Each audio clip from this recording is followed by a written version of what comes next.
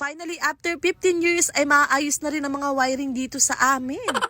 Sana nga mga Mars, another vlog.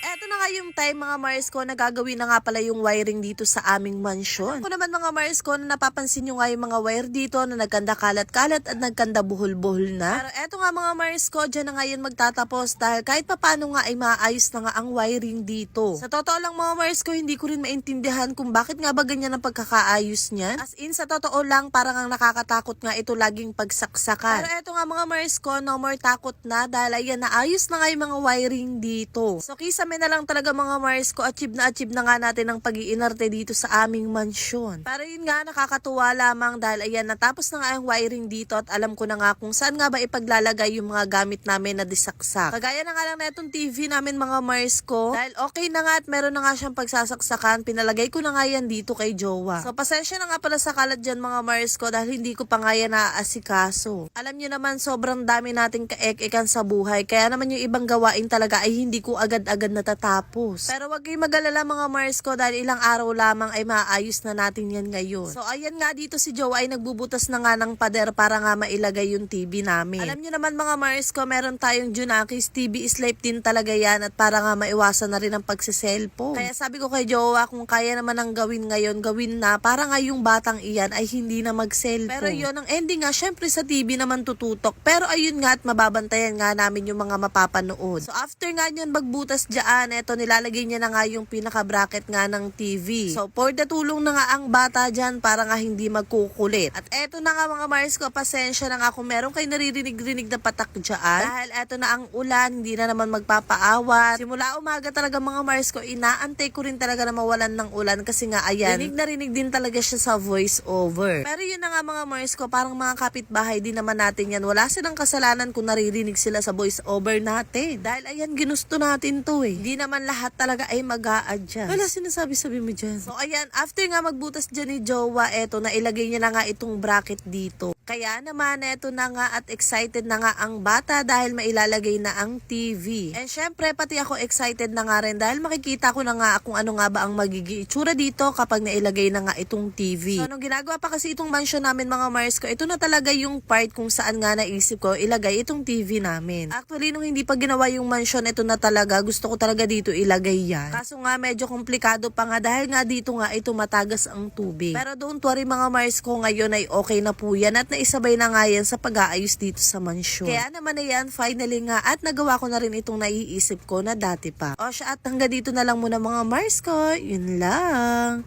Bye-bye!